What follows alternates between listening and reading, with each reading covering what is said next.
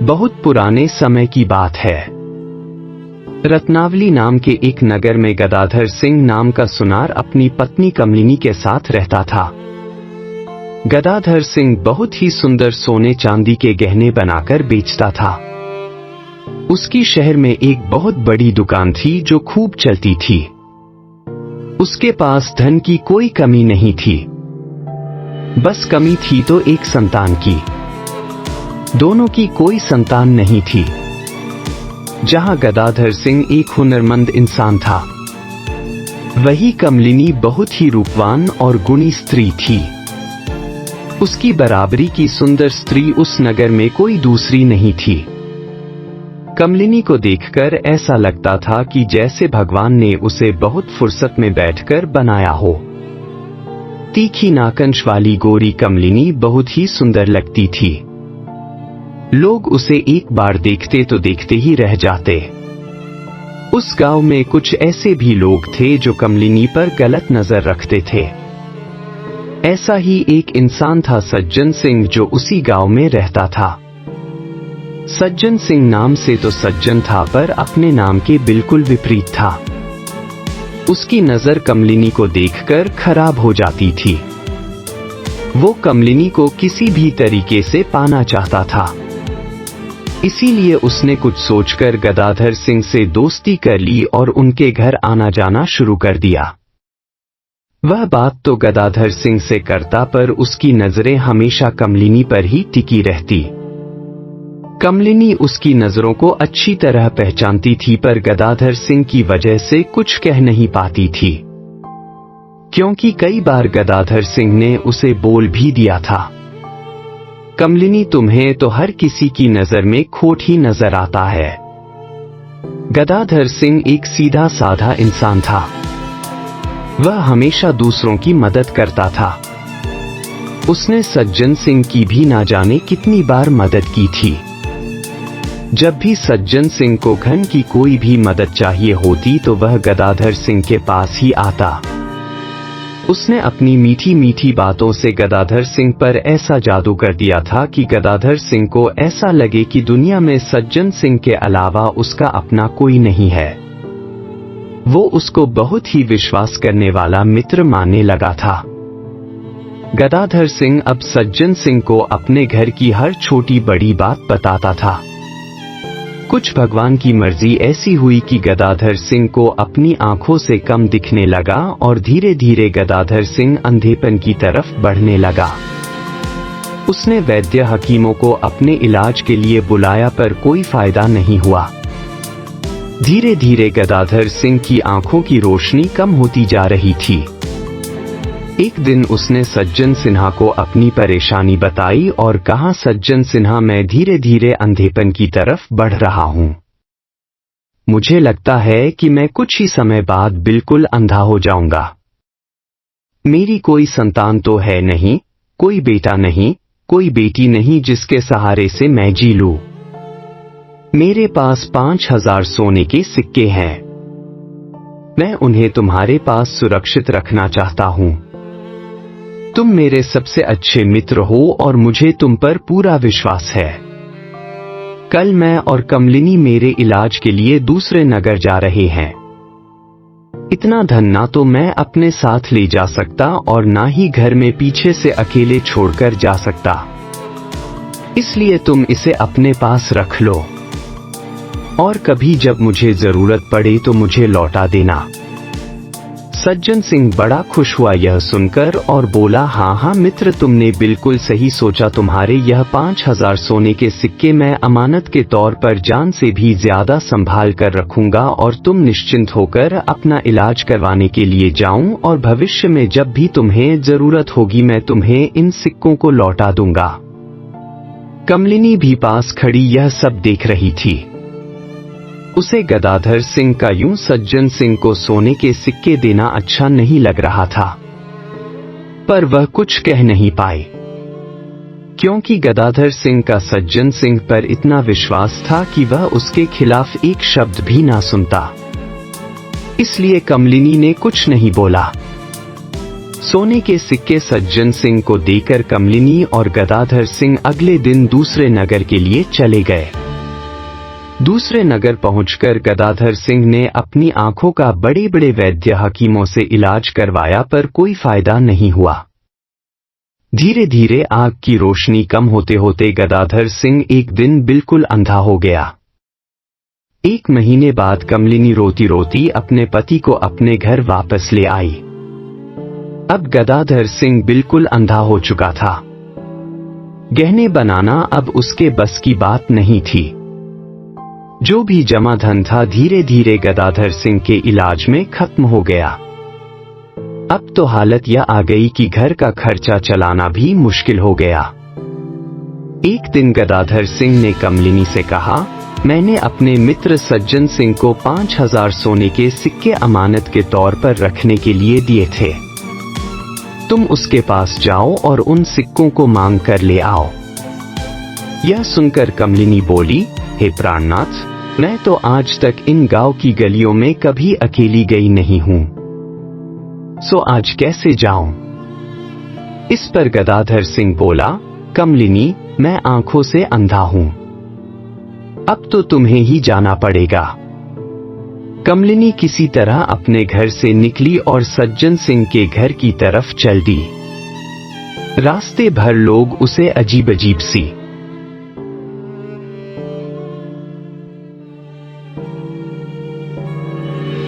नजरों से देखते रहे। नजरों का सामना करते हुए कमलिनी सज्जन सिंह के घर पहुंची और दरवाजे पर उसने दस्तक दी। अंदर से सज्जन सिंह की आवाज आई, कौन है? तो कमलिनी ने सकुचाते हुए कहा, मैं गदाधर सिंह की घरवाली कमलिनी। यह सुनते ही तो सज्जन सिंह की बाछ खिल गई। उसने दौड़कर दरवाजा खोला और बड़ी गर्मजोशी के साथ कमलिनी का स्वागत करते हुए उसे घर के अंदर ले गया और हंसता हुआ बोला, भाभी जी, आज आपको यहाँ आने की क्या जरूरत पड़ गई? आपने खबर भेज दी होती, मैं ही आ जाता।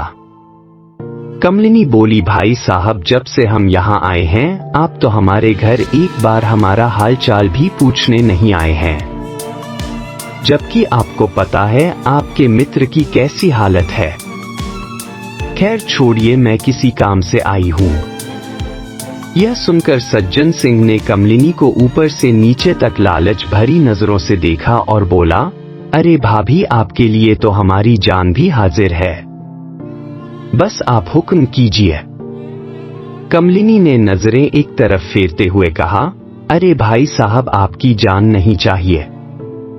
जो मेरे पति ने आपको 5000 सोने के सिक्के दिए थे, बस वही हमें लौटा दो।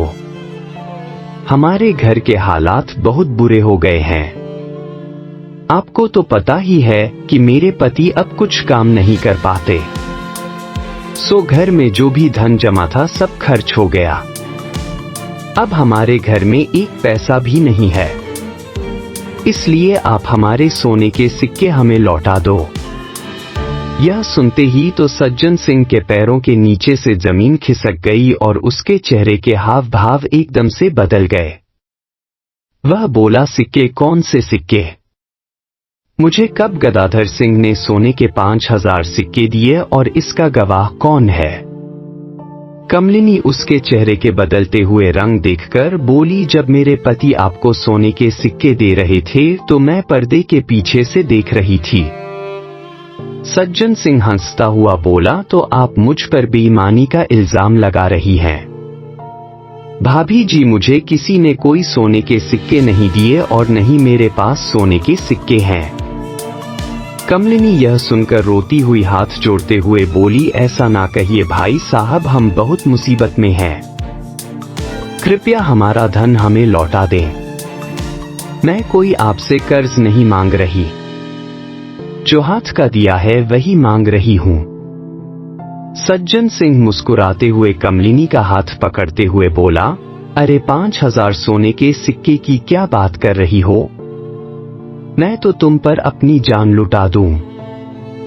कहो तो अपना घर तुम्हारे नाम कर दूं और 5000 की जगह 10,000 सोने के सिक्के दे दूं। पर एक शर्त है, तुम गदाधर सिंह को छोड़कर मेरे पास आ जाओ। वैसे भी गदाधर सिंह अब अंधा हो चुका है और उसके पास अब एक पैसा भी नहीं रहा है। तुम उसके पास क्या करोगी? तुम्हारे रूप को तो वह देखकर उसकी तारीफ भी नहीं कर सकता। मेरी बात मानो, मैं तुम्हें बिल्कुल रानी बनाकर रखूंगा। कमलिनी अपना हाथ छुड़ाते हुए पीछे होकर बोली, अपनी हद में रहो सज्जन सिंह, अपनी औकात मत भूलो। मैं तुम्हारे दोस्त की पत्नी हूं। यह सुनते ही तो सज्जन सिंह के तेवर एकदम से बदल गए। वह चिल्लाकर बोला, अगर ऐसी बात है तो निकल जा मेरे घर से और सुन, मैं तुझे एक पैसा भी नहीं दूंगा। जो हो सके सो कर लेना। कमलिनी अपमान और तिरस्कार सहकर वहां से रोते हुए अपने घर की तरफ चल दी। घर पहुंचकर कमलिनी ने अपने पति गदाधर सिंह को सारी कहानी सुनाई। गदाधर सिंह यह सुनकर चौंक गया।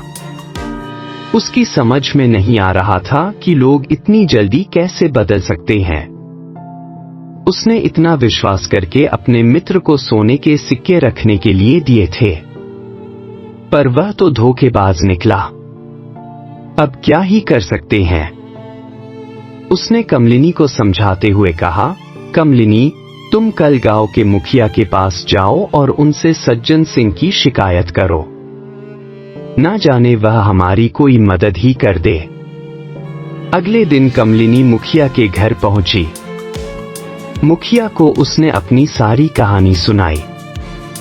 इधर मुखिया भी कमलिनी का रूप देखकर उस पर मोहित हो गया। वो भी कमलिनी को पाने की चाह रखने लगा अपने मन में। कमलिनी उसको अपनी कहानी बताती जा रही थी और वह बस बिना कुछ सुने उसकी तरफ देखे जा रहा था। अंत में उसने कमलिनी से कहा, तो सज्जन सिंह तुमसे सही तो कह रहा है। अब तुम्हारा पति गदाधर सिंह अंधा हो गया है। ना वह गहने बनाने लायक रहा और ना ही कोई और काम करने लायक। तो तुम सज्जन सिंह को भी खुश कर दो और मुझे भी खुश कर दो। तुम्हें 5000 सोने के सिक्के मैं अपनी तरफ से दूंगा और सज्जन सिंह से भी दिलवा दूंगा। यह सुनकर कमलिनी पर तो जैसे वज्रपात हो गया हो। मुखिया जी, यह आप कैसी बातें कर रहे हैं? कमलिनी ने तड़पते हुए कहा, आप हमारे अन्नदाता है, हमारे गांव के सर्वे सर्वा है। आपके मुंह से ऐसी बातें शोभा नहीं देती। कृपया अपना धर्म निभाइए और मेरे सोने के सिक्के सज्जन सिंह से दिलवा दीजिए। यह सुनकर मुखिया बोला, अरीजा मूर्ख स्त्री, मैं क्यों उस भले आदमी को परेशान करूं? भला मुझे क्या पता, यह भी हो सकता है कि तू उस पर झूठा आरोप लगा रही हो। या तो मेरी बात मान ले, नहीं तो जा यहां से। यह सुनकर कमलिनी अपने आंसू पोंछते हुए बोली, मुखिया जी, मैं एक पतिव्रता स्त्री हूं और मैं अपना पत्नी धर्म नहीं छोड़ सकती। तुम्हारे मन में जो खोट है उसका तो दंड तुम्हें स्वयं भगवान ही देंगे। इतना कहकर कमलिनी अपने घर की तरफ चल दी। रास्ते भर कमलिनी रोते और यह सोचते हुए चली जा रही थी, क्या स्त्री होना और सुंदर होना इतना बड़ा अपराध है? हर कोई मुझे भोगना चाहता है, पर मेरे लिए आदर का भाव किसी की नजरों में नहीं है। बस मैं एक भोग की वस्तु समझी जा रही हूं। यही सोचते सोचते कमलिनी अपने घर पहुंची और अपने पति को सारी बातें बताई। यह सुनकर गदाधर सिंह गुस्से में भर गया और अपना हाथ दीवार पर मारते हुए बोला, संसार कितना बेरहम हो गया है।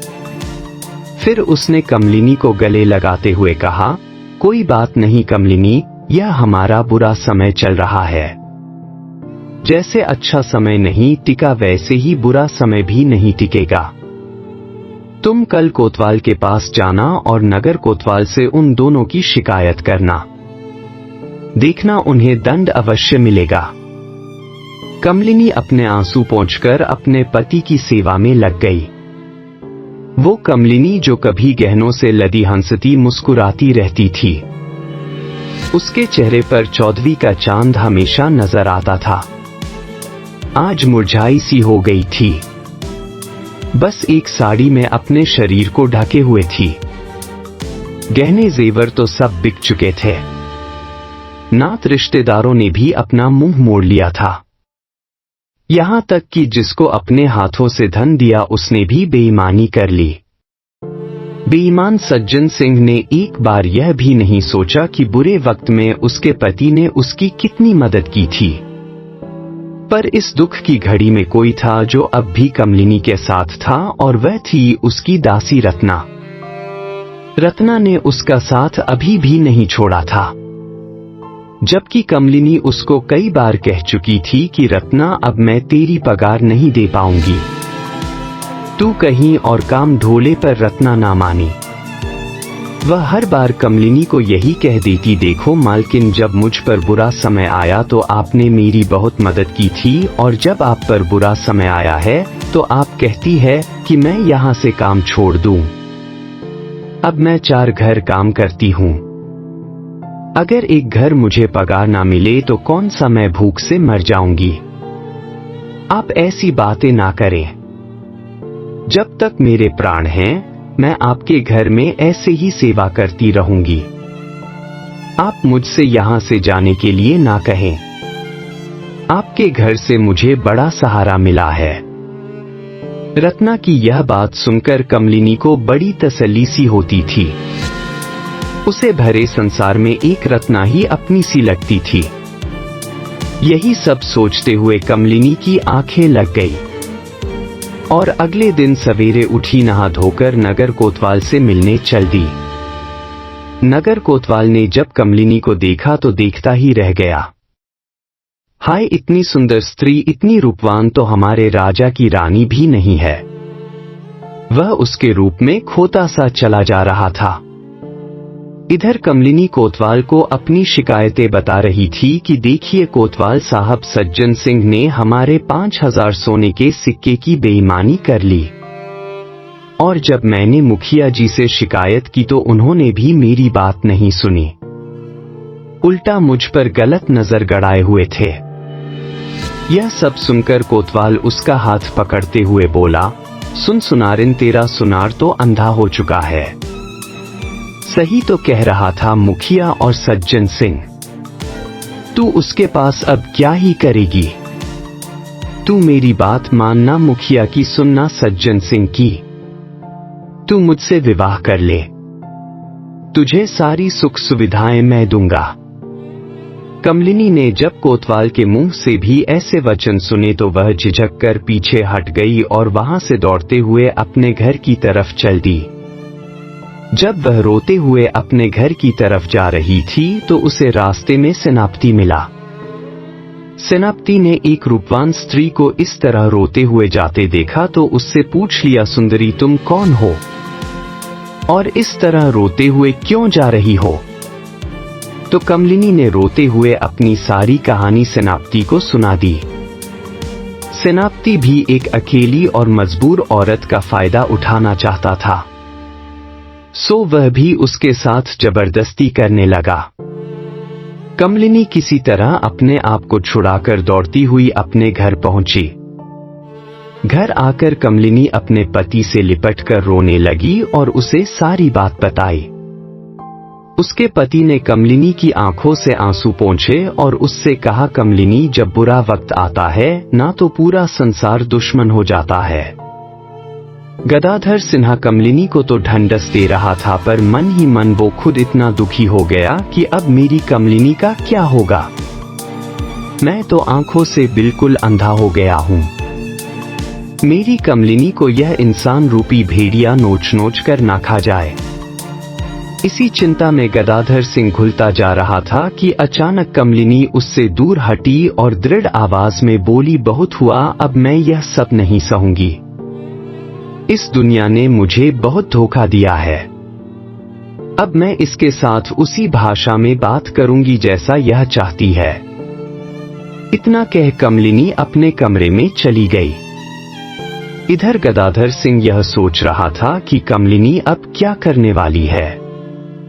वह कमलिनी के पीछे कमरे में गया और उससे पूछा, कमलिनी अब तुम क्या करने वाली हो? मुझे डर लग रहा है। कुछ ऐसा कदम मत उठाना कि जिससे तुम्हारे चरित्र पर आंच आ जाए। कमलिनी बोली, बस तुम देखते जाओ। जो यह रूप आज मेरा दुश्मन बना है, अब मैं इसी को ढाल बनाकर इन सब लोगों से बदला लूंगी और अपना पैसा वापस लेकर दिखाऊंगी। गदाधर सिंह अब निश्चिंत होकर सो गया। उसे इतना पता था कि नारी जब अपनी पर आए तो वह काली और दुर्गा भी बन जाती है। अगले दिन कमलिनी खूब सवेरे उठी और नहा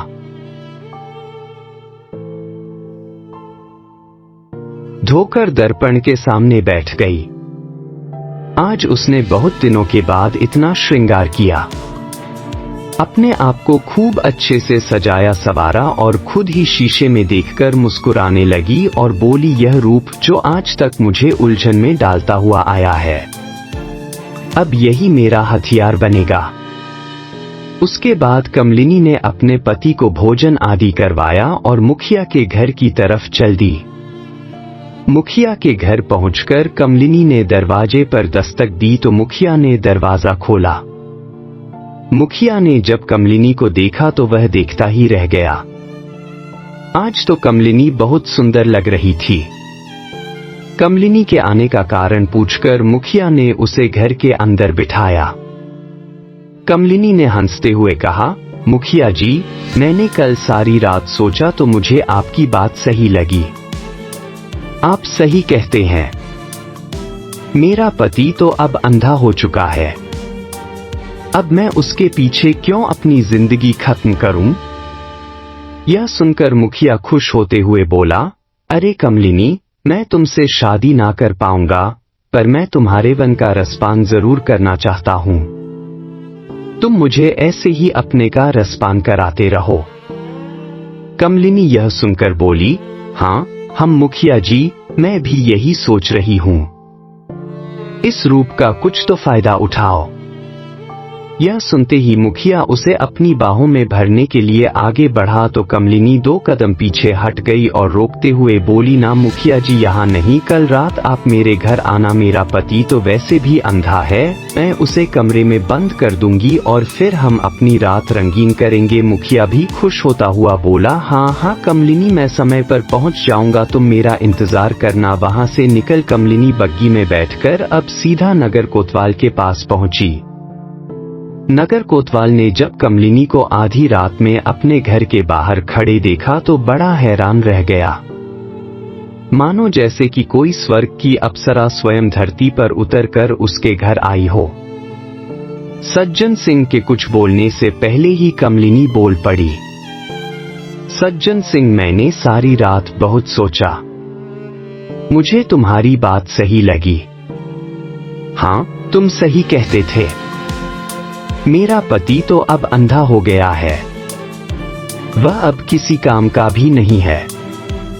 कमलिनी ने उसे भी अपने रूपल और बातों में फंसाया और अपने घर कल रात का निमंत्रण देकर अब वह सेनापति से मिलने के लिए चल दी। सेनापति के पास जाकर भी उसने इसी तरह से बातें की। सेनापति जी, अब मैं हार गई हूं, अपने इस जीवन को कहां छुपाती फिरूं? अब तो मेरा पति भी अंधा हो गया है और कोई सहारा भी नहीं है, इसलिए मैंने सोचा है कि क्यों ना मैं तुम्हारी होकर रहूं। यह सुनकर तो सेनापति की 7 उंगलियां घी में हो गई। वो खुश होता हुआ बोला, तुमने जो सोचा बिल्कुल सही सोचा है, आओ मेरे घर चलो।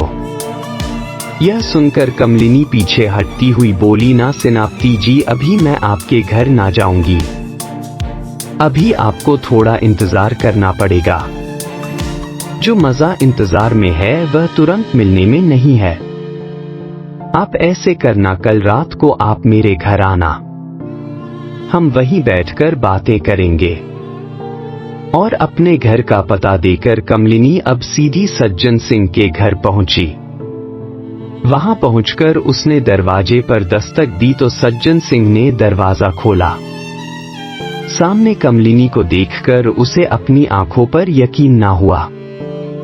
आंखें मलते हुए उसने कहा, कमलिनी अब तुम यहाँ क्यों आए हो?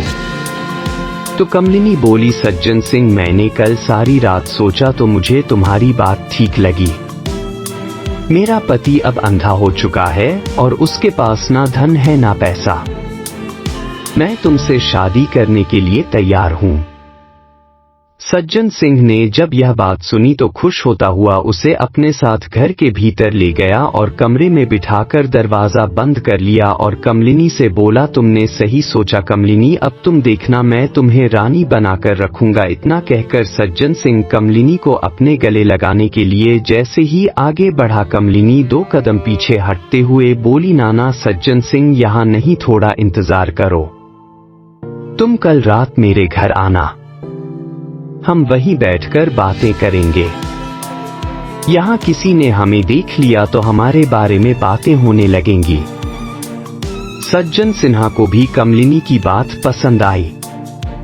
उसने कहा, ठीक है कमलिनी, तुम मेरा इंतजार करना, मैं सही समय पर आ जाऊंगा। सज्जन सिन्हा खुश होते हुए बोला। वहां से विदा लेकर कमलिनी अपने घर वापस आ गई और घर आकर फूट फूट कर रोने लगी।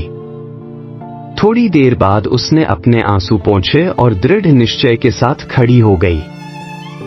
आज उसे बड़ा सुकून मिल रहा था।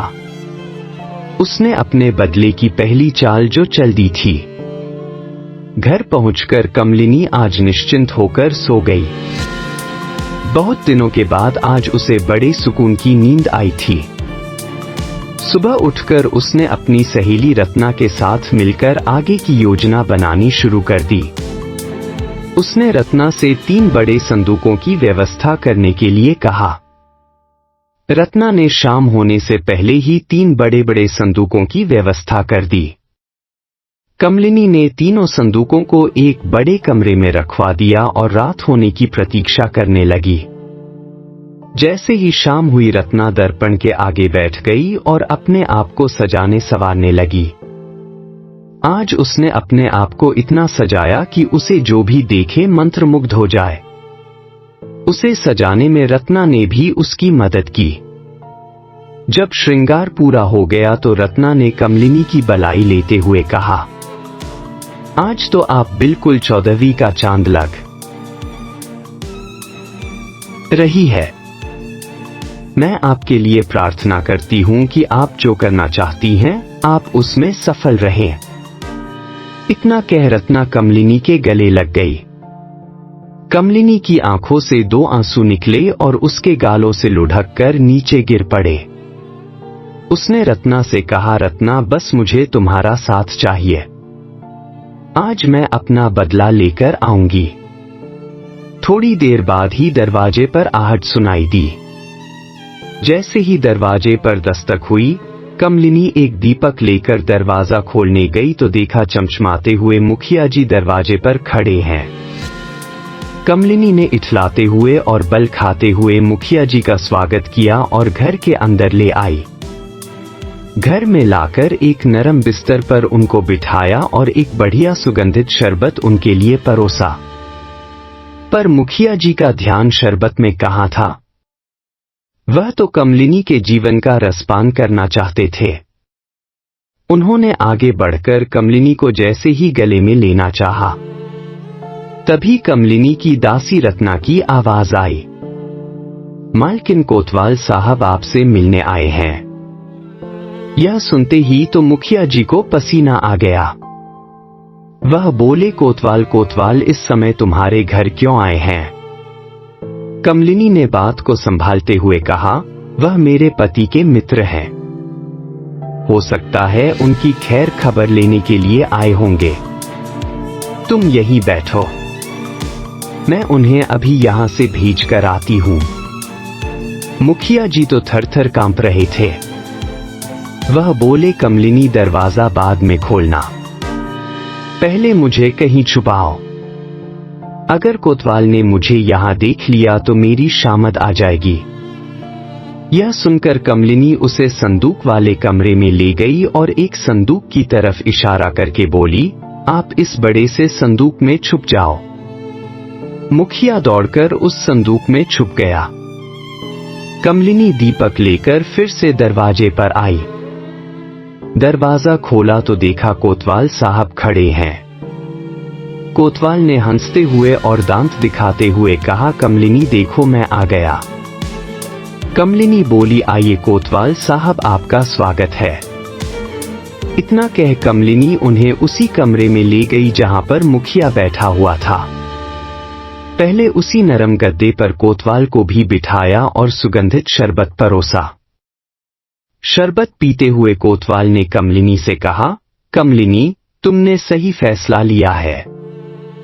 अब तुम मेरे साथ रानी बनकर रहना। तुम्हें किसी चीज की कोई कमी ना होगी।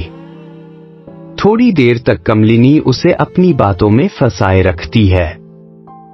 फिर जैसे ही वह उसे अपनी बाहों में भरने के लिए आगे बढ़ा, पर्दे के पीछे छिपी रत्ना जोर से बोल पड़ी, मालकिन सेनापति आपसे मिलना चाहते हैं, दरवाजे पर खड़े हैं।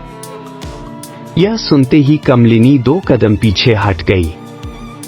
कोतवाल का तो यह सुनते ही हाल बेहाल हो गया। इस समय सेनापति तुम्हारे घर पर क्या करने आए हैं? उसने कड़क कर पूछा तो कमलिनी ने उसे समझाते हुए कहा, सेनापति जी मेरे पति के मित्र हैं। हो सकता है खैर खबर लेने आए हो। तुम बैठो, मैं उन्हें अभी यहां से रवाना करके आती हूं। कोतवाल बोला, नहीं कमलिनी, अगर उन्होंने मुझे यहां देख लिया तो मेरी नौकरी चली जाएगी। तुम मुझे जल्दी से कहीं छुपाओ। यह सुनते ही कमलिनी उसे भी संदूक वाले कमरे में ले गई और दूसरे संदूक की तरफ इशारा करते हुए बोली, तुम इस संदूक में छुपकर बैठ जाओ। जब सेनापति जी चले जाएंगे तो मैं तुम्हें यहां से निकाल लूंगी। सेनापति दौड़कर संदूक में छुपकर बैठ गया। इधर कमलिनी दरवाजे पर पहुंची तो देखा सेनापति बड़े सजे सवरे घोड़े पर बैठे हैं। कमलिनी ने उनका स्वागत सत्कार किया और आदर सहित अंदर ले आई। अंदर उसी नरम बिस्तर पर बिठाया और इधर उधर की बातें करने लगी। पर सेनापति का ध्यान इधर उधर की बातों में नहीं था। वह तो कमलिनी की तरफ देखे जा रहा था। वह जल्द से जल्द कमलिनी को पाल लेना चाहता था। जब उससे सब्र ना हुआ तो उसने कमलिनी से कहा, कमलिनी इधर उधर की बातें तो बाद में होती रहेंगी, पहले तुम मुझे खुश कर दो। यह कहकर सेनापति जैसे ही कमलिनी की तरफ बढ़ा तभी रत्ना चिल्लाकर बोली, मालकिन सज्जन सिंह आए हैं और तुमसे मिलना चाहते हैं। सेनापति ने जैसे ही सज्जन सिंह का नाम सुना तो दिमाग पर जोर देते हुए बोला, क्या यह वही सज्जन सिंह है जिसके बारे में तुमने बताया था कि उसने 5000 सोने के सिक्के की बेईमानी कर ली? कमलिनी बोली, हाँ सेनापति जी, यह वही सज्जन सिंह है। मुझे लगता है आज यह सोने के सिक्के शायद लौटाने आया है। आप यहीं बैठो, मैं उसे अंदर लेकर आती हूं। सेनापति ने जब यह सुना तो घबरा गया। वो बोला, नहीं, अगर उसने मुझे यहां देख लिया तो मेरी बदनामी हो जाएगी। तुम मुझे कहीं छुपाओ। यह सुनकर कमलिनी ने संदूक वाले कमरे की तरफ ले जाकर उनसे कहा, वह जो तीसरा संदूक देख रहे हैं ना सेनापति जी, उसमें जाकर छुप जाओ। सेनापति तीसरे संदूक में छुपकर बैठ गया। कमलिनी अब दरवाजे पर पहुंची और सज्जन सिंह को भी अंदर ले आई। सज्जन सिंह ने आज उसे इतना सजा स्वरा देखा तो उस पर मोहित हो गया और बोला, कमलिनी आज तो तुम बिल्कुल स्वर्ग की अप्सरा जैसी लग रही हो। कमलिनी ने इठलाते हुए कहा, यह रूप और श्रृंगार सब आपके लिए किया है। सज्जन सिंह इतना कहकर वह सज्जन सिंह को संदूक वाले कमरे में ले गई। संदूकों के सामने खड़ा करके उसने सज्जन सिंह से पूछा, सन सिंह, मेरे पति ने तुम्हें 5000 सोने के सिक्के दिए थे, तुम्हें याद तो है ना? सज्जन सिंह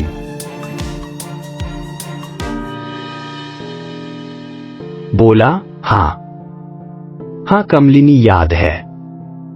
अरे कमलिनी, तुम्हें पाने के लिए पता नहीं मैंने कितने पापड़ बेले हैं। तुम्हारी चाहत में मैंने तुम्हारे मूर्ख पति से दोस्ती की और उसका विश्वास करने वाला बन गया। तुम्हें पता है इस सब के लिए मैंने कितनी मेहनत की है। उसका मैंने इस कदर विश्वास जीता कि उसने 5000 सोने के सिक्के मेरे पास अमानत के तौर पर रखवा दिए। गदाधर से इतना मूर्ख निकलेगा मैंने कभी सोचा भी नहीं था। इस जमाने में भला कोई किसी पर इतना विश्वास कैसे कर सकता है। पर उस मूर्ख ने मुझ पर विश्वास किया और अपना सारा धन गवा दिया और उसी बल पर मैंने तुम्हें पा लिया है। क्यों मानती हो ना मेरी बुद्धि का लोहा।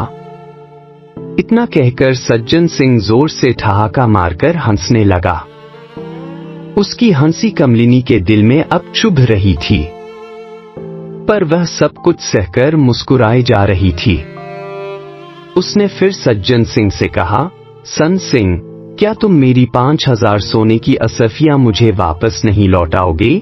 यह सुनकर सज्जन सिंह ने कमलिनी का हाथ पकड़कर अपनी तरफ खींचते हुए कहा, अरे कमलिनी, लौटा दूंगा, लौटा दूंगा।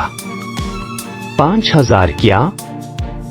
मैं तो तुझे 10,000 सोने के सिक्के दे दूंगा, पर तुम पहले मेरी हो जाओ।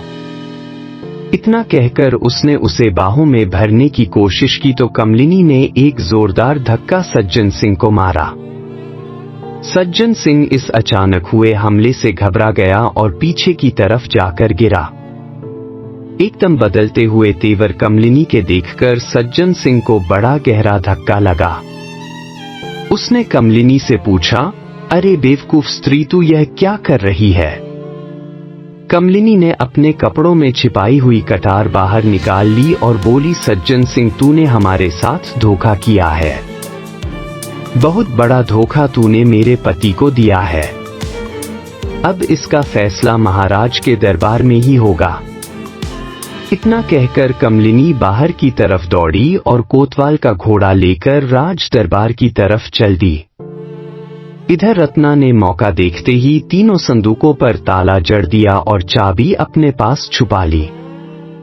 सज्जन सिंह ने तो यह कभी सपने में भी नहीं सोचा था कि कमलिनी का इस तरह का रूप उसे देखने के लिए मिलेगा। अपमान से तंग आकर सज्जन सिंह अपने घर की तरफ दौड़ने लगा। इधर कमलिनी राजा के दरबार में पहुंच गई और वहां पर जाकर न्याय की गुहार लगाई। इस तरह रोते और विलाप करते हुए कमलिनी को जब महाराज ने देखा तो उन्हें कमलिनी पर बड़ी दया आई। महाराज ने कमलिनी को ढांढस देते हुए कहा, रो मत सुंदरी, तुम्हें यहाँ न्याय जरूर मिलेगा। बिना डरे सारी बात हमें बताओ। कमलिनी ने अब कहना शुरू किया, महाराज, मेरे पति की एक बीमारी के चलते आंखों की रोशनी धीरे धीरे कम होती जा रही थी। जब मेरे पति को लगा कि वह अंधे हो जाएंगे तो उन्होंने 5000 सोने के सिक्के अपने एक मित्र जिसका नाम सज्जन सिंह है उसके पास अमानत के तौर पर रखवा दिए। मेरे पति ने तो सोचा था कि मैं अगर अंधा हो भी जाऊं तो यह पैसे मेरी पत्नी के काम आ जाएंगे, पर वह ठीक ना हुए। खूब इलाज कराने के बाद भी उनकी दोनों आंखों की रोशनी चली गई। हमारा सब कुछ बर्बाद हो गया। मेरे पति एक सुनार है, पर आंखों की रोशनी जाने के बाद वह गहने नहीं बना सकते थे, इसलिए सब कुछ चौपट हो गया।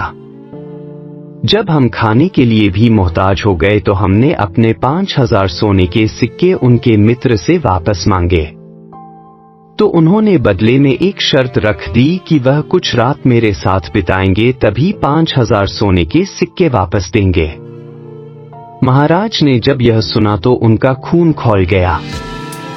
उन्होंने सज्जन सिंह को तुरंत दरबार में हाजिर होने का फैसला सुना दिया और अपने सिपाहियों को सज्जन सिंह को लाने के लिए भेजा। सिपाही सज्जन सिंह को पकड़कर राज दरबार में ले गए। राजा ने जब सज्जन सिंह से पूछा तो सज्जन सिंह साफ साफ मुकर गया और बोला, यह स्त्री मुझे फंसाना चाहती है। मैं बेगुनाह हूं। यह सुनकर राजा असमंजस में पड़ गया, क्योंकि राजा भी किसी निर्दोष को सजा नहीं देना चाहता था। राजा ने कमलिनी की तरफ देखा तो कमलिनी ने कहा, महाराज यह झूठ बोल रहा है। अगर आपको मेरी बात पर विश्वास न हो तो आप अपने कुछ सिपाहियों को मेरे घर भेजिए। मेरे घर में एक कमरे में 3 संदूक रखे हुए हैं।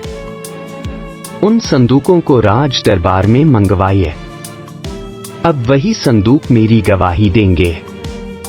यह सुनकर राजा के होश उड़ गए। हर इंसान वहां पर बैठा हुआ सदमे में आ गया। भला संदूक किसी की कैसे गवाही दे सकते हैं? राजा ने सिपाहियों को आदेश दिया तो सिपाही उसके घर जाकर संदूकों को लेकर आ गए और राज दरबार में रख दिया। राजा भी बड़े अचरज से संदूकों को देख रहे थे। भला यह संदूक क्या गवाही दे सकते हैं? अब कमलिनी ने बोलना शुरू किया। बोलो मेरी प्यारी संदूक, क्या तुम्हारे सामने सज्जन सिंह ने स्वीकार नहीं किया था कि इसने मेरे 5000 सोने के सिक्कों की बेईमानी की है?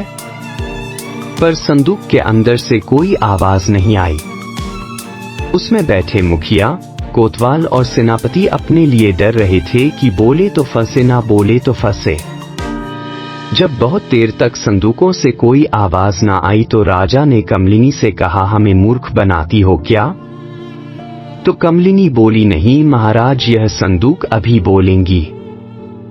आप इन पर मिट्टी का तेल छिड़क कर आग लगवा दें। इतना कहकर कमलिनी ने तीनों संदूकों का ताला खोल दिया। सिपाहियों ने उनको